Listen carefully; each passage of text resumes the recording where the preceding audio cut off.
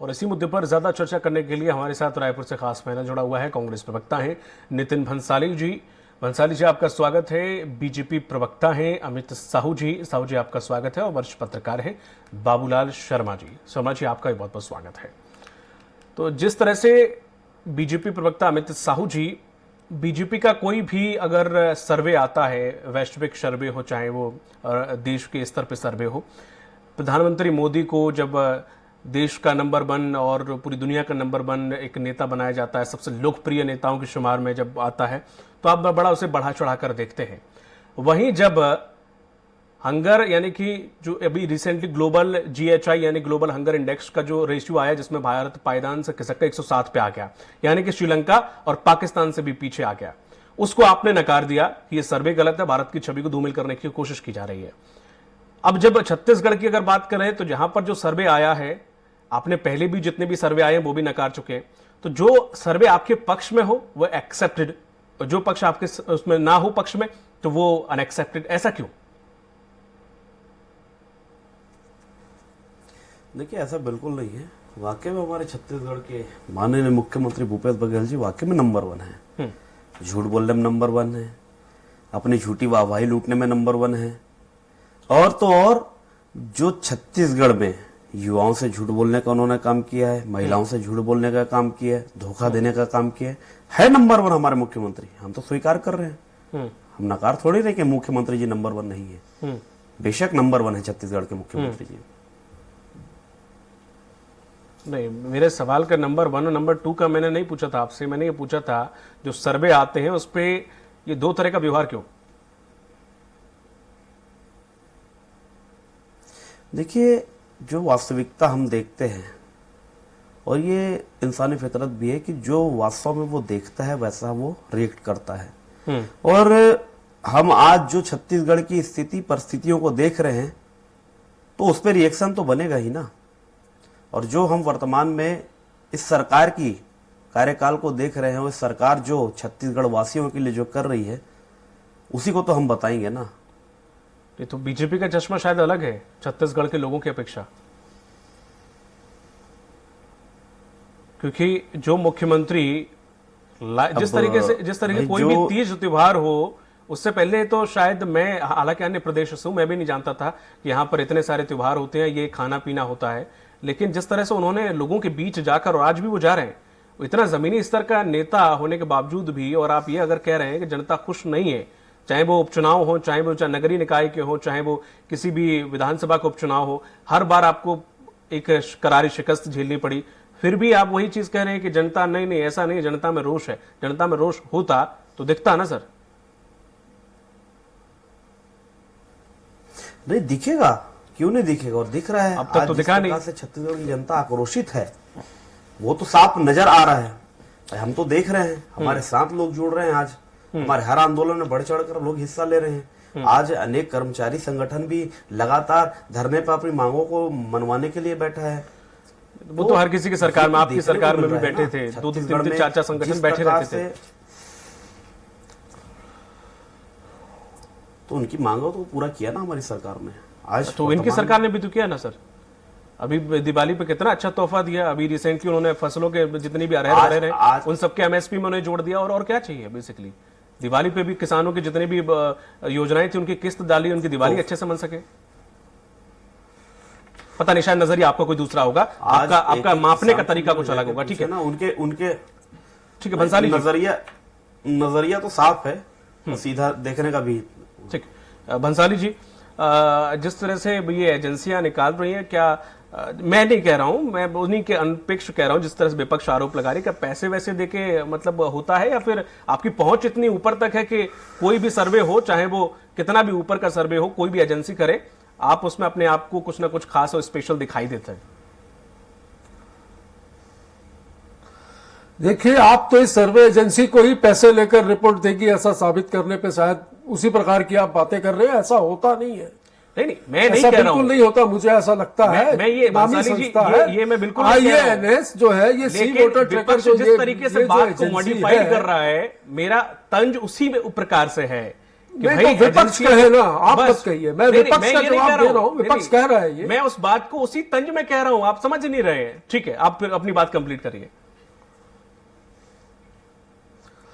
देखिए, दूसरी बार IANSC voter trekking agency ने जो पूरे देश के राज्यों का सर्वे करने के बाद, वहां की जनता से सवाल जवाब करने के बाद जो रिपोर्ट जारी की है, लगातार दूसरे वर्ष इस प्रदेश के लोकप्रिय मुख्यमंत्री भूपेश बघेल जी के कार्यों की सराहना हुई है और छत्तीसगढ़ पूरे देश में नंबर 1 आया है। मैं आपके इस डिबेट में प्रदेश के माननीय मुख्यमंत्री जी को, उनके पूरे मंत्रिमंडल को, प्रशासकीय अमले को, कर्मचारियों को, कांग्रेस के कार्यकर्ताओं और प्रदेश की जनता को, सभी को बहुत बहुत शुभकामनाएं प्रेषित करता हूं। अब इनके पेट में दर्द क्यों है? क्योंकि इनके शासित राज्य जो है वो सब उसमें सर्वे रिपोर्ट में पीछे, छत्तीसगढ़ नंबर 1 क्यों है? तो छत्तीसगढ़ नंबर 1 क्यों है, ये आपकी स्टोरी में भी अभी डिबेट से पहले चल रहा था, मैं भी रिपीट कर देता हूं। बहुत सारी योजनाएं जो है उनका क्रियान्वयन धरातल स्तर पर छत्तीसगढ़ में हो रहा है, जिसका लाभ इस प्रदेश की जनता को मिल रहा है। प्रदेश की जनता खुश है और वो यदि कहती है मैं खुश हूं, तो इनको दुख होता है, इनको तकलीफ होती है, इनको कष्ट होता है। आज गौधन न्याय योजना, राजीव गांधी किसान न्याय योजना, हम लघु वनोपज खरीदी की बात करें तो इनके शासन काल में 15 साल में 6 प्रकार की लघु वनोपज की खरीदी होती थी। आज 65 प्रकार के लघु वनोपज की खरीदी हो रही है। आदिवासियों के लिए योजना, आपकी जो शहरी क्लिनिक योजना है, हॉट बाजार योजना, ऐसी आत्मानंद अंग्रेजी माध्यम के जो स्कूल है, इन सारी योजनाओं की देश में सराहना हो रही है और इनकी केंद्रीय एजेंसियां, इनका केंद्रीय मंत्रिमंडल भी छत्तीसगढ़ की बहुत सारी योजनाओं की तारीफ कर चुका है। जैसे गौधन न्याय योजना की जो तारीफ है, ये अनुशंसा केंद्रीय संसदीय समिति ने लोकसभा में की कि भाई इस प्रकार की योजनाएं जो छत्तीसगढ़ में जो चल रही है पूरे देश में लागू होनी चाहिए। रोजगार के मामले में देखिए कि केंद्र सरकार के आंकड़े क्या है, छत्तीसगढ़ के आंकड़े क्या है, 1% से कम हम बेरोजगारी दर में चल रहे हैं। तो ये खुशी की बात है, ये उल्लास का समय है, ये पर्व है एक तरीके का। आप देखिए छत्तीसगढ़ में दिवाली कितनी खुशहाल बन रही है, ये इस बात से साबित करता है कि देखिए छत्तीसगढ़ की अर्थव्यवस्था कितनी मजबूत है, क्योंकि करोड़ों रुपया, हजारों करोड़ों रुपया यहां पर किसानों के खाते में, मजदूरों के खाते में पहुंचे हैं, जो सीधा मार्केट में फ्लो के रुपया जो है बाजार में आ रहा है। तो यहां पर अर्थव्यवस्था भी काफी अन्य राज्यों से बेहतर है। हो सकता है उसमें भी कुछ दिनों में हमें अवार्ड मिले, सर्वे चलते रहते। अब सर्वे को झुठला देना और अपनी कारगुजारियों को छुपाना, ये तो कोई इनसे सीखे। अभी डिबेट में अपने वर्जन में शुरुआत में बोले झूठ बोलने में, ये बोलने में, तो मैं इनके झूठ गिनाता हूं, थोड़ा सा सुन लीजिए। नहीं, अच्छे दिन मैं आपके पास लौटूंगा तब आप नहीं आए, नहीं आए अच्छे दिन है। पेट्रोल 60 रुपए मिलता था, पूरा भारत उस चीज का गर्व करता है कि ठीक है, आज समय अच्छा सबका दिन आ निर्धारित रहा है। है। मोदी जी जब से प्रधानमंत्री शर्मा बने, जी, तब से भारत का अच्छा दिन आ गया, विश्व में भारत का नाम ऊंचा हो गया, अच्छे दिन आ गए हैं। आप राहुल गांधी, सोनिया गांधी का चश्मा, राहुल गांधी का चश्मा उतार के देखिए, दिखेगा आपको, दिखेगा। हो चुका है देश की ताली से। आप और गांधी परिवार का चश्मा हटा के देखिए, दिखेगा। पाकिस्तान, सॉरी, आज छत्तीसगढ़ की स्थिति क्या है, आप गांधी का चश्मा पहन के देखोगे तो दिखेगा। केंद्र की योजना को आप गांधी का चश्मा उतार के देखोगे तो दिखेगा। इस तरह से डिबेट नहीं हो पाएगी, एक एक करके बोलिएगा, दर्शक सुन पाएंगे आपको, इस तरह से नहीं। शर्मा जी, जिस तरह से जो ये सर्वेक्षण जितने भी होते हैं और सर्वे के बाद जो रिपोर्ट आती है, पहली चीज कि बीजेपी क्या कोई भी बीजेपी की जगह विपक्ष होता तो वो भी यही कहता कि नहीं ये झूठा और ऐसा कुछ है ही नहीं, बीजेपी भी अपनी जगह सही है। तो ये जितने भी सर्वे आते हैं ये वाकई रियलिटी में कितने एग्जिस्ट करते हैं, और इन सर्वे के आधार पर क्या विपक्ष को भी सीरियसली लेके तारीफ करनी चाहिए और प्रोत्साहित करना चाहिए सरकार को कि नहीं वो अच्छा काम कर रहे हैं, आप भी उन्हें मोटिवेट करें? धर्म निभाते जो है वो सच बोलना मुश्किल जाता है। अगर मान लीजिए आज भारतीय जनता पार्टी चुनाव के वर्ष में ये कह दे कि वाकई में भूपेश बघेल बहुत अच्छे सीएम हैं, अच्छा काम कर रहे हैं, ग्राम व्यवस्था को अच्छा बना रहे हैं, अच्छी योजनाएं दे रहे हैं, तो फिर सरकार उनकी कैसे आएगी? फिर तो यही सरकार रिपीट हो जाएगी ना। तो ये तो उनका धर्म है, उनका मजबूरी है कि वो विरोध करेंगे। और देखिए, मैं जहां तक समझ पाया हूं, जनता के बीच सर्वे हुआ है, सर्वे सब समय होता था, रमन सिंह को भी कई नंबर मिले हैं, तब हम उनकी तारीफ समझते थे उस चीज को। और ये पैसा देके होता है, ये सब बोलना गलत है। जो होता है सभी सरकारों में होता है, सभी सरकारों को नंबर मिलता है, उसके काम के अनुसार मिलता है।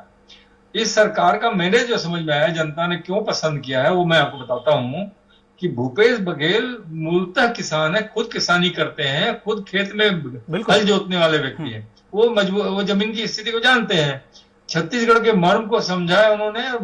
और उन्होंने जो है जो भी योजनाएं दी है सारी ग्रामीण आधारित योजनाएं लगभग है।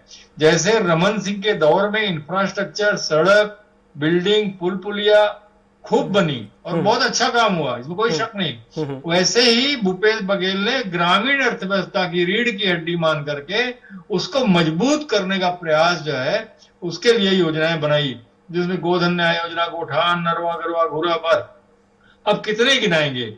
देखिए अभी थोड़ी देर पहले मैं एक डिबेट में बैठा था, उसमें किसान नेता और एक सामाजिक कार्यकर्ता ने एक बात कही, वो बात मुझे लगी कि जमीन से उठ के आ रही है, जो उपभोक्ता खुद कह रहा है कि भाई विपक्षी नेता और विपक्षी किसान जो है, जो भारतीय जनता पार्टी की विचारधारा से समर्थन में रहता है, वो भी खुश है। वो कहता है कि भूपेश बघेल ये अच्छा काम कर रहा है, 2500 रुपए हमको धान का दे रहा है। भाजपा के सारे नेता, रमन सिंह हो चाहे धर्मलाल कौशिक हो चाहे नारायण चंद्र, कोई भी हो, सब लोग धान 2500 रुपए बेच करके ले रहे हैं, लेकिन जवानी रूप से उसका विरोध कर रहे हैं। अगर विरोध करना है तो ओरिजिनल जो केंद्र का समर्थन मूल्य है हम उतना ही लेंगे, भाई हम तुम्हारा राजीव गांधी न्याय योजना नहीं लेंगे, ऐसा कहना चाहिए। तो ये जो है ये राजनीतिक और ये चुनाव के समय के प्रोपेगेंडेज हैं, और उस दौर में जो है ये एक रिजल्ट आया है जो नुकसान पहुंचाएगा भारतीय जनता पार्टी को, ऐसा लगा है भारतीय जनता पार्टी को। इसलिए भारतीय जनता पार्टी का धर्म है इसका विरोध करे,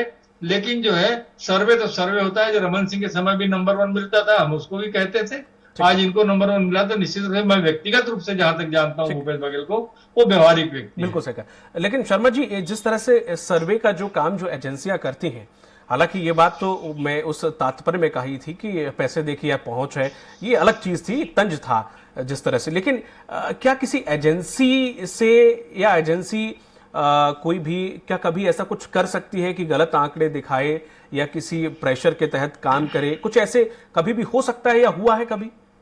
देखिए विवाद का विषय है, विपक्ष तो हमेशा यही कहेगा कि पैसे देके करवा रहे हैं। जब भारतीय जनता पार्टी को नंबर मिलते थे तो कांग्रेस कहती थी, इन्हीं के नेतृत्व में, भूपेश बघेल के नेतृत्व में कहा जाता था कि ये सर्वे ऐसा ही है, सब दे लेके करते हैं। लेकिन ऐसा मुझे नहीं लगता, मुझे लगता है कि भाई कुछ तो सच होना चाहिए, अन्यथा इन सर्वे इनको जो है क्या जैसे ज्योतिष की तरह, जो किसी को कह दिया तो सही हो गया, किसी को कह दिया तो झूठ हो गया, तो एक जगह तो वो ज्योतिष बन ही गया ना। लेकिन वैसा नहीं है। मुझे लगता है कि मैं जो व्यक्तिगत रूप से देख रहा हूँ छत्तीसगढ़ के अंदर में, तो पक्ष विपक्ष दोनों है।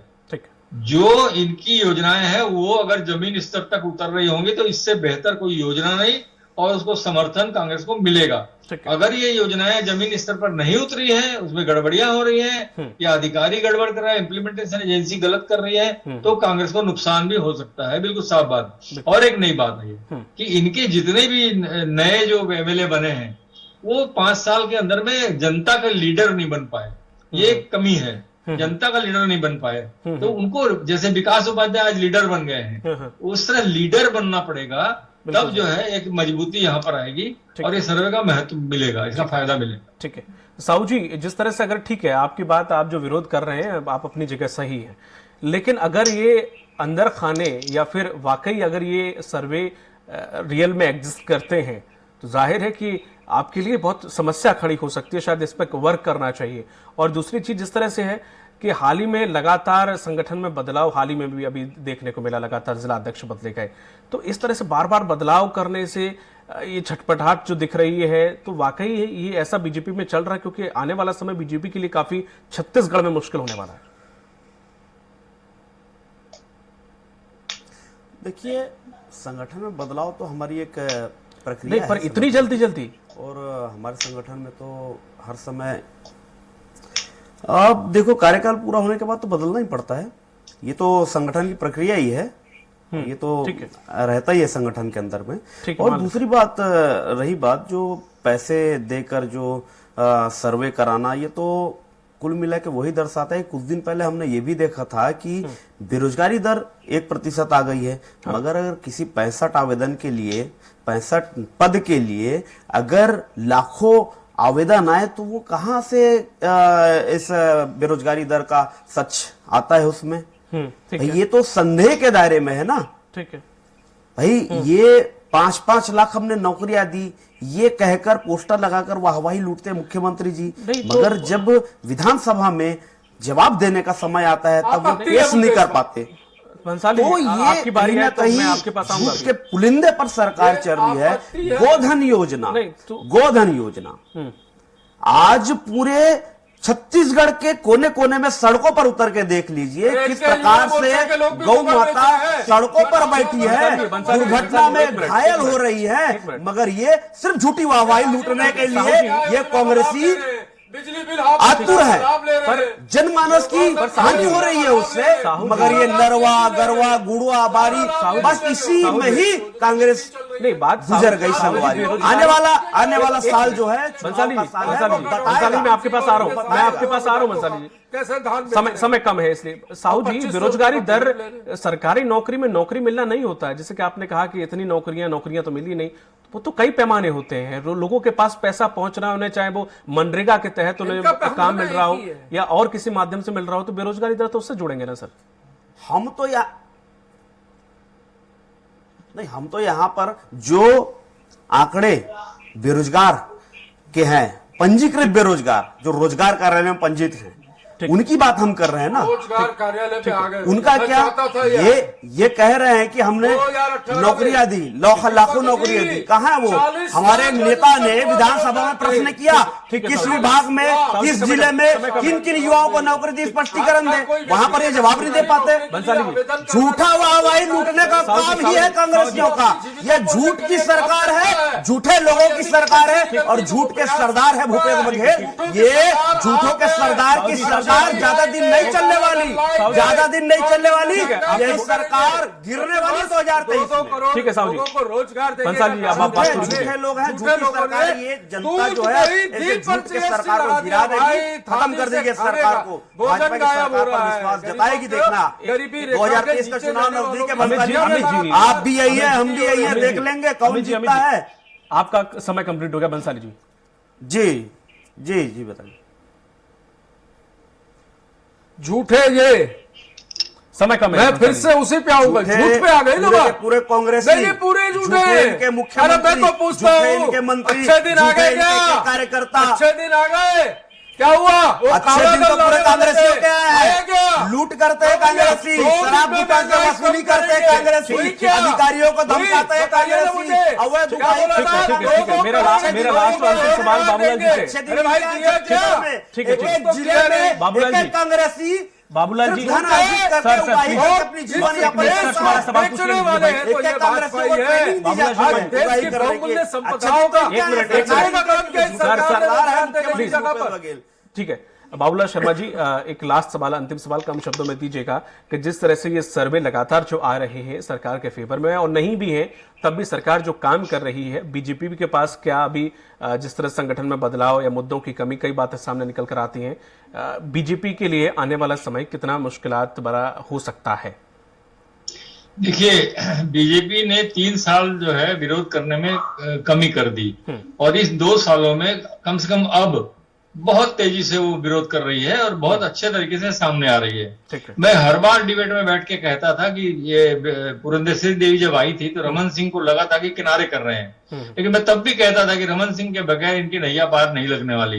अब रमन सिंह इस मंच पर दिखाई दे रहे हैं और सामने दिखाई दे रहे हैं, उनके तेवर भी दिखाई दे रहे हैं। इनकी तैयारी तो बहुत मजबूत है, आरएसएस भी इनके साथ जुड़ गई है और गांव-गांव में फैल रही है, तो मजबूत मुकाबला जरूर होगा। लेकिन अगर इनकी योजनाओं का लाभ, कांग्रेस की योजनाओं का लाभ जमीन तक पहुंच रहा होगा, जो मैंने कहा, तो इनको बहुत लाभ मिलेगा। ग्रामीण आधारित 63 सीटें ऐसी हैं जो प्रभाव में आएंगी इनके, और जो है बाकी सीटों पे और जो देखा जाएगा। तो स्थिति सिर्फ इतनी है कि इम्प्लीमेंटेशन क्या हुआ है इनकी योजना का, वो महत्वपूर्ण है। बिल्कुल, बहुत बहुत शुक्रिया नितिन जी आपका और बाबूलाल सर आपका और अमित जी आपका भी इस पर चर्चा में शामिल होने के लिए। तो जिस तरह से लगातार जो सर्वे आ रही हैं, वहीं इन सर्वों के आधार पर ही कांग्रेस पार्टी वहां पर लोगों के बीच पहुंचकर एक जिस तरह से काम कर रही है वो लोगों को बता रही है और सर्वे के वाहवाही लूट रही है, लेकिन बीजेपी कहीं ना कहीं सर्वे को झूठा बता रही है, जिससे कि इस पर जनता पर ज्यादा प्रभाव ना पड़े और आने वाले विधानसभा चुनाव पर इससे जनता विपरीत दिशा में ना चली जाए। अब देखने वाली बात होगी कि विधानसभा के जो आने वाले चुनाव है उनमें इतने जो सारे सर्वे हुए हैं और जो वाकई योजनाएं जमीन पर काम कर रही हैं उनका कितना असर जनता के बीच हुआ है। इस पर चर्चा में फिलहाल इतना ही। दीजिए इजाजत, नमस्कार।